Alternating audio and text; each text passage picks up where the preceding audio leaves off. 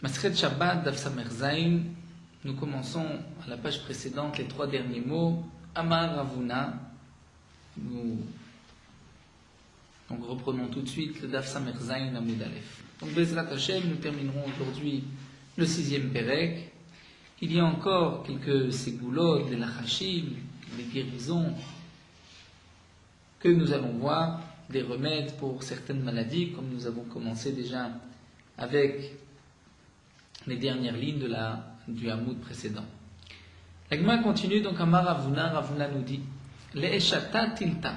Eshata, Rashi traduit par la Shachefet qui est en général la tuberculose. Tilta, si quelqu'un va être frappé tous les 3 jours par cette maladie, Laïté Shiva Siloy, qu'il apporte 7 petites branches, Mishiva Dikle de 7 palmiers, Veshiva Tzivé et 7 petits morceaux de bois, Mishiva Kshure de 7 poutres, Veshiva Siché et 7 chevilles, Mishiva Gishure de 7 ponts, Veshiva Ketime, 7 cendres, Mishiva Tanouré de 7 fours, Veshiva Aferé et 7 terres, poussière, Mishiva Sanare de 7 sanare. Rashi explique sanare, c'est le trou qu'il y a au seuil de la porte, là où la porte va tourner, va bouger. Il y a une autre explication aussi sur le côté. Shiva Sanare, il s'agit de 7 tombes, Kvarot. Veshiva Koufré, il va prendre aussi 7 Koufré, je suis traduit par le Zefet, de résine, de goudron, Mishiva Arvé de 7 bateaux. On avait l'habitude d'enduire les bateaux de cette résine. Veshiva Boné Kamouni, et 7 graines de Kamoun, de cumin, ou d'après une autre explication dans Rashi, 7 pleines poignées, 7 points de Kamoun, de cumin. Veshiva Béné, et encore 7 cheveux, 7 poils, midikna, de la barbe des kalvasava d'un vieux chien. Veletsairinu, et il va attacher le tout, bechalala de betsavaré, dans le creux de la gorge, benira barka, avec un fil de cheveux aussi, qui est entouré, dans lequel nous avons laissé une maille, comme Rachid avait expliqué plus haut. Ça, c'est le remède pour cette tuberculose qui frappe tous les 3 jours. C'est plutôt une ségoula qu'une refoua. Amar Rabbi Yochanan continue et dit Leishatat semirta. Si quelqu'un est frappé par une maladie qui lui cause une grande fièvre, Lishkal Sakina, il va prendre un couteau de Kula Parzela, qui est entièrement de métal, de fer, Velizel Leecha Deika Vardina. Il va aller là où se trouve un petit buisson, Velika Terbe, et il va accrocher, il va attacher Nira Barka, comme nous l'avons vu, un fil de cheveux, Yomakama le premier jour, Lichogbe Pourta, il va faire une première entaille.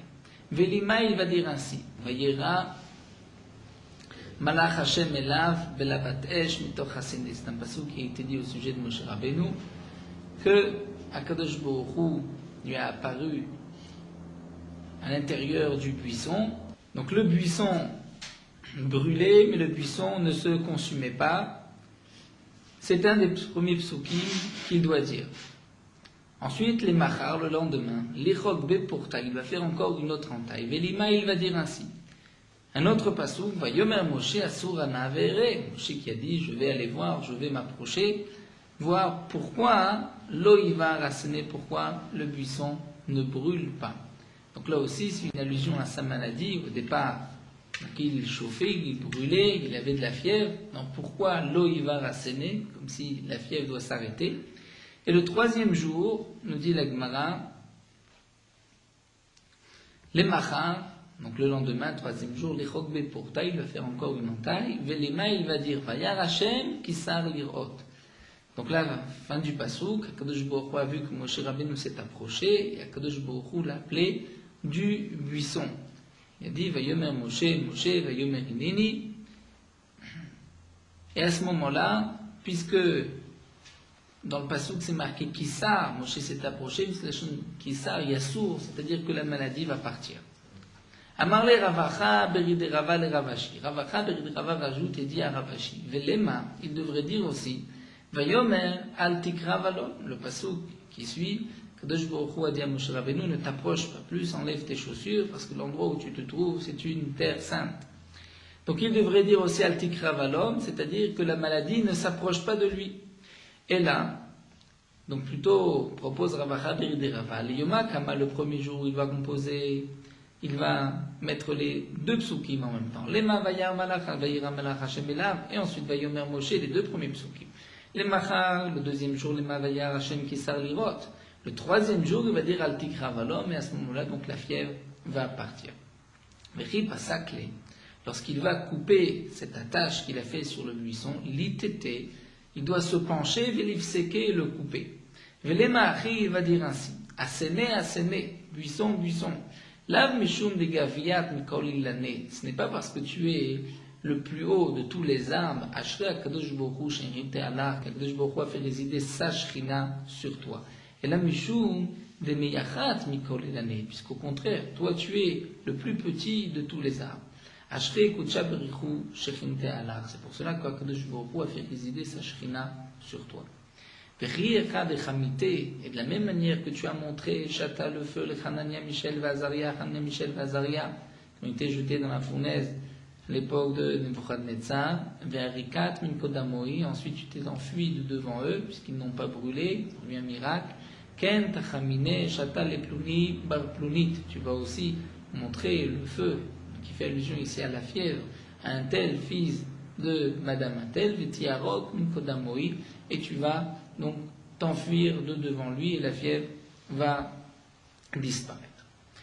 Pour une autre maladie, l'Agma continue, les simta. Que signifient les simta? Rashi explique une sorte d'ulcère, de shechin. Les ma'achi, il va dire ainsi. Baz, bazier, mas, massier, kas, kassier, sharalae, ramralae. Rashi nous dit, ce sont les noms des malachim. La chaîne de base, basier, c'est de couper, de faire fondre, de briser. Donc c'est l'allusion à cette maladie. Ce sont les malachim qui ont été envoyés de la terre de Sdom. Rachid dit, ce n'est pas qu'ils sont venus de la terre de Sdom, mais c'est ainsi qu'il faut dire, c'est un lachash, une formule à dire. Et ces malachim sont venus v'la sa'a shechina ke'ivin. Et que ces malachim viennent guérir Shechina Keivin, ces ulcères qui font mal. Ensuite, il va dire Bazar, Bazir, Bazbazir, Masmasir, Kamoun, Kamir. Ça aussi, c'est un lachash. Je nous dis, c'est toujours la formule. Il va dire Enaïr Ber, Enaïr Ber. C'est-à-dire, l'apparence que tu as restera telle qu'elle. Tu ne vas pas grossir. Atrer ber, ton endroit aussi, il s'adresse à la shechine, il s'adresse à l'ulcère, et il va dire tu ne vas pas non plus t'élargir. Donc atrer, ta place est ici, mais ne t'élargis pas, ne grandis pas. Zarer, on peut dire ta descendance, et que tu ne donnes pas de descendance, que ce soit kekalout ou kepirda, comme une bête qui est née, kalout, c'est-à-dire une bête qui est née avec les sabots. Dans le cas d'un kalout, d'une vache, elle a eu un veau qui a les sabots fermés. Ça, c'est le kalout ou kepirda, ou comme une mule, délopéré véloravia qui ne peut pas se multiplier. Car, de même, l'otifre vélotirbe, il s'adresse à cette shechine, à cet ulcère, tu ne vas pas non plus te multiplier et continuer, tu vas t'arrêter là. Begouffé, des plunit, bar plunit, dans le corps d'un tel fils d'un tel. L'équipa, nous dit Rashi, c'est aussi des sortes de ababouot, de cloques. Les ma'achi, il va dire ainsi.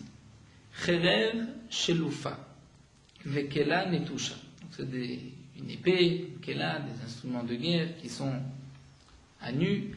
Lo sheme yochav, ce n'est pas son nom, yochav cholim machovid, de maladies qui font mal.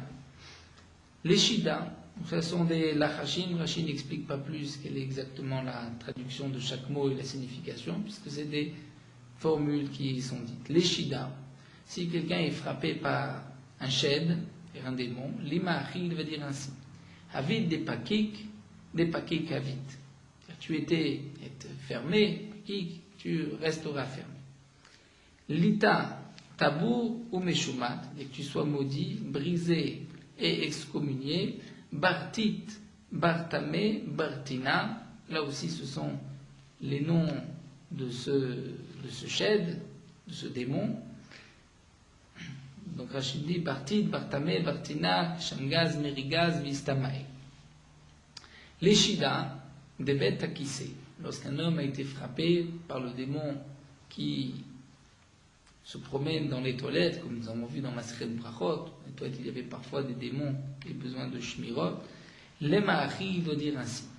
Akar Kefe des Hari, sur la tête du lion, Ve'aousé des Gouriata, sur le nez d'Irachi de la lionne, Ashkachatoun, on a trouvé les Shidae, Vashrike, Pandae, ou Panda, c'est le nom de ce shed, Bemishra d'écarté dans la rangée du quartier, quartier, on peut dire le poireau, Rachid traduit ici par les krishis. Je l'ai fait tomber, je l'ai frappé, Beloua de Khamra Khatarte, par la joue de l'âne, Khatarte, je lui ai donné des coups. Ça c'est le lachage, donc pour être sauvé de ce shed qui a frappé. Nous continuons avec la suite de l'explication de la Mishnah précédente.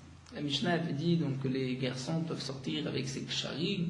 Les ksharim que nous avons expliqué, c'est une lanière qu'il accrochait sur son bras gauche lorsqu'il avait trop de gagouim. Il avait de l'amour débordant pour son père. Et ensuite, c'est marqué Bnei Melachim Bezugim. Les princes, les enfants de rois peuvent sortir Bezugim, c'était avec des clochettes. Vechol Adam, et tout homme en vérité peut sortir. La Shedibru Chachamim Beove. Seulement les Chachamim ont parlé au présent. En général, c'était les rois qui sortaient, les princes qui sortaient avec ces clochettes. La Gemara nous dit, Mantana, qui est l'auteur de cette Mishnah, qui nous dit que ce n'est pas seulement les rois, mais même tout Israël. Amar Abosha, c'est Rabbi Shimoni. Amar qui a dit Kol Israël b'nei Menachimem. Rabbi Shimon a dit, Gemara que nous verrons par la suite, Kol Israël b'nei Melachim. Tous les Bnei Israël sont considérés comme des princes, des enfants de rois, donc eux aussi on doit avoir cette clochette. Rava Amar, Rava dit, ici on parle Be'arig Beksuto. Il s'agit d'une clochette qui est qui a été brodée avec son habit, Vedivrei et d'après tout le monde. C'est-à-dire, nous explique Rachid, de toutes les manières, il ne va pas les montrer. Le problème est le suivant, nous explique Rachid. Lorsque un homme qui n'est pas important, pas un prince, un pauvre, va se promener avec une clochette, on risque de se moquer de lui, de lui dire mais c'est pas pour toi, donc il risque de l'enlever et de le porter. Donc Rabbi Shimon lui répond, Kol Israël b'nei Menachim, même le pauvre peut se promener avec une clochette, il n'a pas honte puisque c'est un Ben Israël. Rava nous dit, même s'il a honte, mais on parle dans le cas où elle est accrochée, donc de toutes les manières il ne va pas l'enlever et il ne risque pas de la transporter, il pourra sortir avec dans le domaine public. Nous commençons la dernière Mishnah du Perek, Yotzim bebetzat achargol. On peut sortir avec l'œuf, chargol c'était une certaine sauterelle. Nous verrons quelle est la refoua, quelle était la ségoula qui était rapportée, pourquoi on l'utilisait.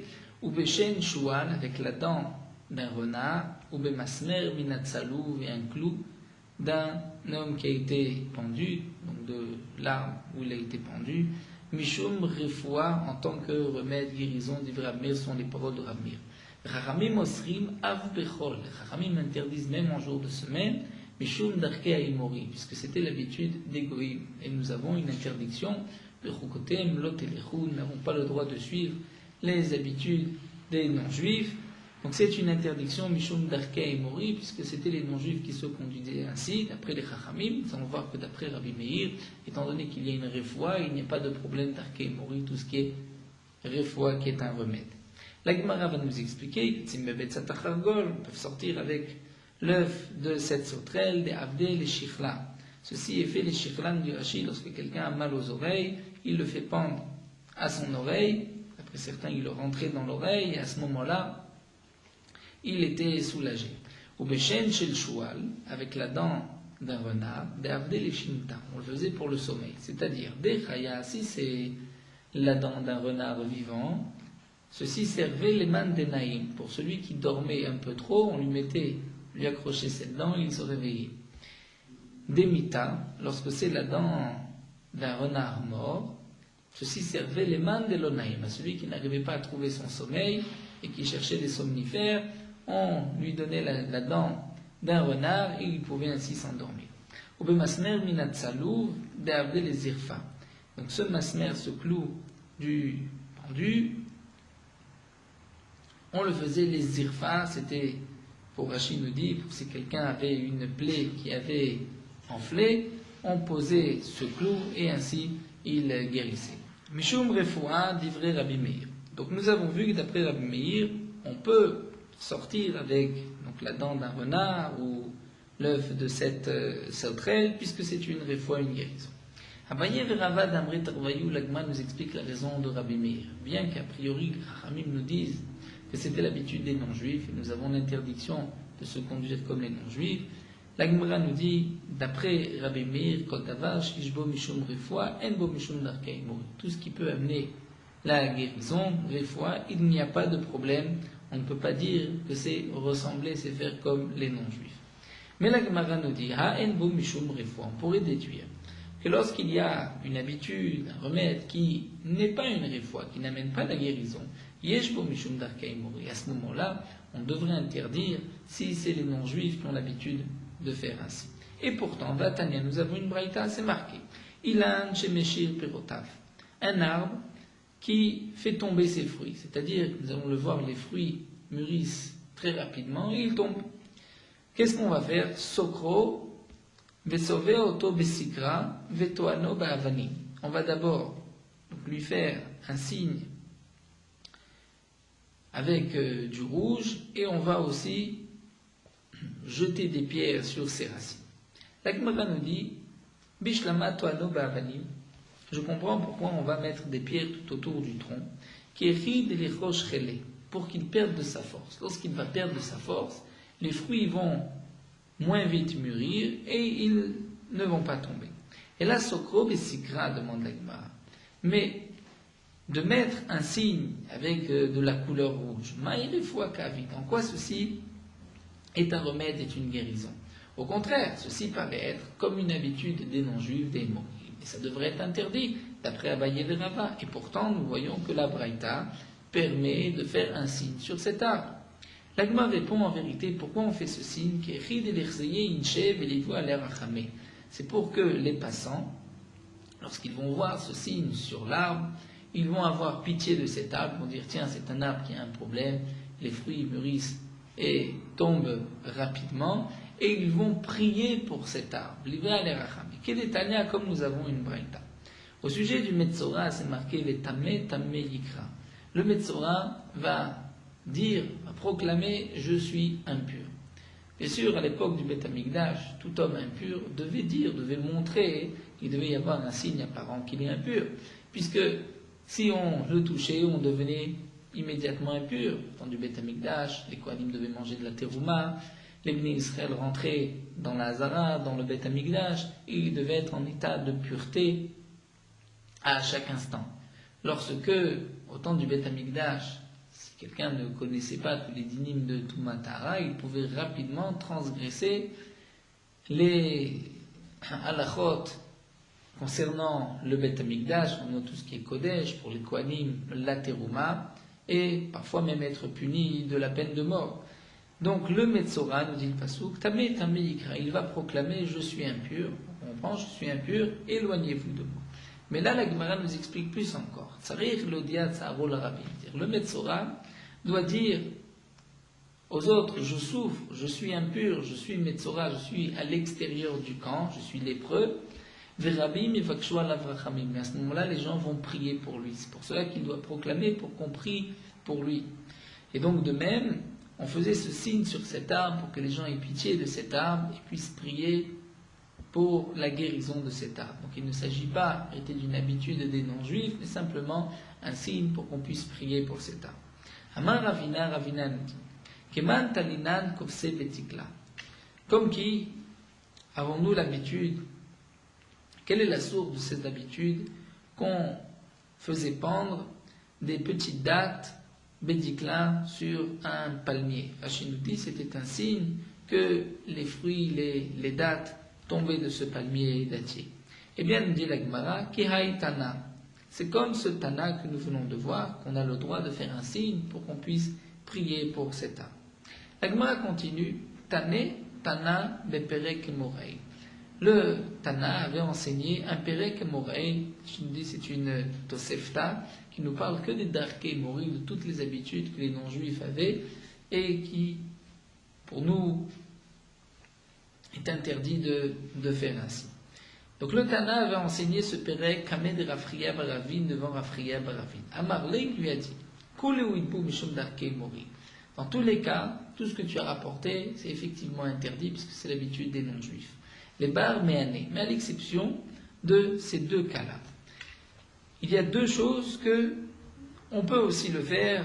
Ceci ne s'appelle pas faire copier pour ressembler aux non-juifs. Misheshlo etzem bigrono. Celui qui a un os qui est bloqué dans sa gorge. Mais vimoto ami, il va apporter de la même espèce de ce qu'il a mangé. Umaniachle al kod kodo, il va le mettre sur sa tête. Velemaachi, il va dire ainsi. Chad chad nachit, bala bala nachit, chad chad. C'est-à-dire, c'est un lachash, aussi une formule qu'on doit dire. Donc ceci est tombé, il faut que cet os continue à tomber et qu'il soit avalé. Dans ce cas-là, nous dit la Gemara, en bo mishum darkei mori. Ce lachash, ceci n'est pas comme les habitudes des non-juifs, on peut le faire, il n'y a aucun problème. Un autre encore nous dit la Gemara, Léadra. Léadra nous dit Rachid, si quelqu'un a une arête de poisson qui s'est bloquée dans l'œsophage, Léma'achi, il va dire ainsi. Nena atsta kemachat, nena alta ketris.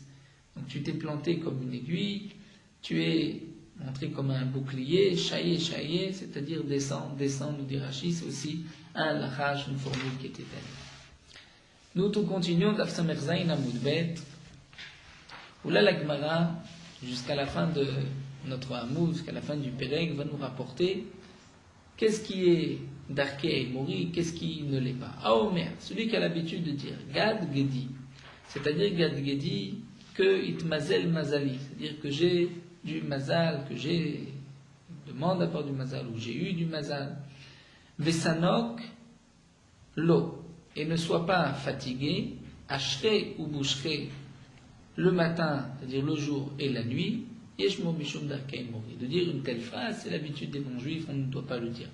Rabbi Yehuda Omer, Rabbi Yehuda rajoute et dit, en réalité de dire Gad eno la lashon avodazara, c'est pas seulement une habitude des non-juifs, c'est même le nom d'une avodazara, et c'est interdit parce que nous n'avons pas le droit de mentionner, de dire le nom de l'avodazara. Chez Nehema, comme c'est marqué dans le Pasuk, Aochin, les Gad,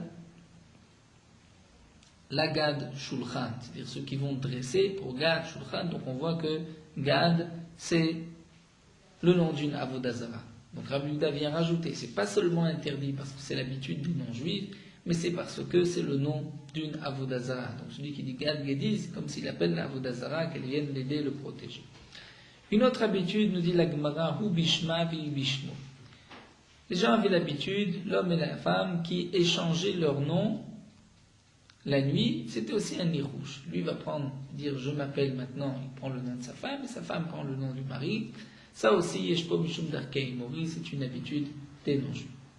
Donu Dani, lorsque quelqu'un va dire à ces tonneaux, renforcez-vous, soyez forts, Yeshpo Mishum Darkei Mori, c'est aussi une habitude des non-juifs. Rabbi Yehuda Omer, En Dan el Lashon Avodazara. Rabbi Yehuda encore nous dit que Dan est plutôt un Lashon de Avodazara, c'est pas seulement une habitude des Mori, mais c'est une Avodazara. Et ceci s'appelle appeler la Avodazara et c'est interdit. Chez Nehema, puisque nous avons encore un passage qui nous dit Anishbaim, Be'ashmat Shomron, Ve'amru, Chay Elokecha Dan, Chay Elohecha Dan. Donc on voit que Dan est le nom d'un dieu étranger. À Omer, nous dit l'Agma, celui qui a l'habitude de dire les Orev, lorsqu'il voit un corbeau, Tsarach, il lui dit Tsarach. Velo Urveta, lorsque c'est un corbeau femelle, Cheriki. Ensuite, il dit Ve'achzirili Zanaver Letova, et ramène, retourne ta queue Letova pour le bien. Yeshbo Mishum Darkei Mori, ceci est une habitude des Darkei Mori. C'est-à-dire, nous explique Rachid, les gens avaient l'habitude de dire comme si le corbeau venait annoncer une mauvaise nouvelle. On lui dit retourne-toi, tourne ta queue Letova, ça c'est Darkei Mori. À Omer, celui qui dit aussi Shachatu Tarnegolze Shekara Arvit.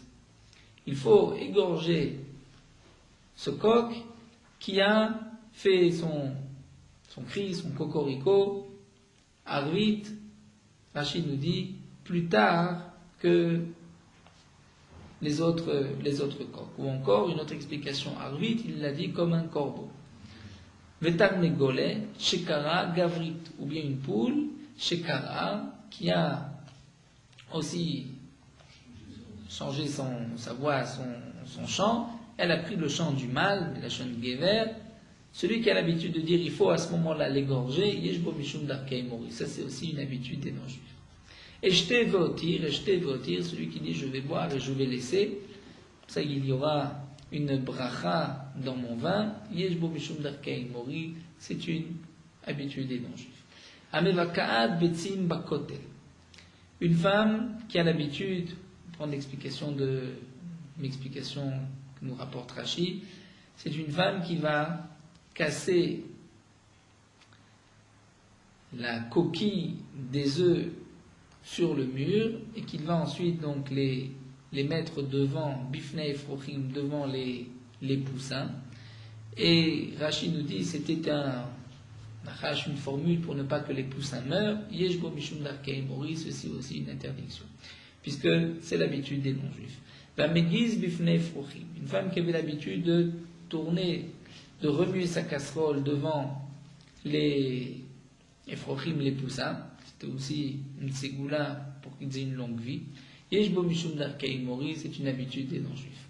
Amera Kedet, la femme qui avait l'habitude de danser devant ces Frochim, devant les poussins, Vamona Shivim Vechad Efrochim, qui avait l'habitude de compter 71, faire un groupe de 71 poussins, Bishvil Shelo Yamutu, pour ne pas qu'ils meurent, Yeshbo Mishum Darkei Mori, c'est aussi une habitude des non-juifs. Compter 71. Il y avait un chiffre de compter 71 poussins, ça leur donnait une longue vie. Amera Kedet le Koutar, une femme qui prépare le Koutar, qui est fait à base de pain et de petit lait, et qui, à ce moment-là, va danser devant ce Koutar. Et ça, c'est, Rachid nous dit, un nid rouge pour que le Koutar se renforce, soit bien fort. Vameshateket la dashim, une femme qui, lorsqu'elle cuit les lentilles, va faire taire tous ceux qui sont autour. Ou va mettre sa vachat les grissines, lorsqu'elle va faire cuire des grissines, c'est-à-dire du blé cassé, elle va à ce moment-là crier. Peut-être que ça donnera un meilleur goût aux grissines. Yeshbo Mishum Darkei Mori, c'est aussi une habitude des non-juifs. Amashtenet bifnei kderata bishvil vachel meera.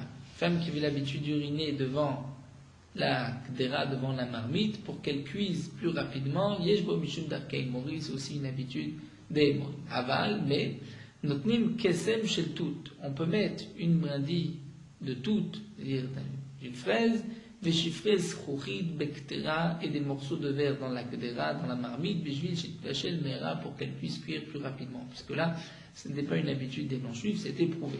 Chachamim osrim, les chachamim interdisent de mettre des morceaux de verre dans la kedera, bishvil chouchid be'asakana, parce que c'est dangereux, puis ensuite de les avaler.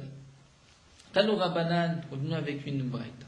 Notnim boul shel melach, on peut mettre une poignée de sel, les torchaner à l'intérieur de la veilleuse, dans l'huile, bishvil shetahir vetadlik, pour qu'elle puisse éclairer, bien brûler. Rachid nous dit, lorsqu'on va mettre du sel, le sel va rendre bien liquide, bien clair l'huile, et la mèche va bien brûler.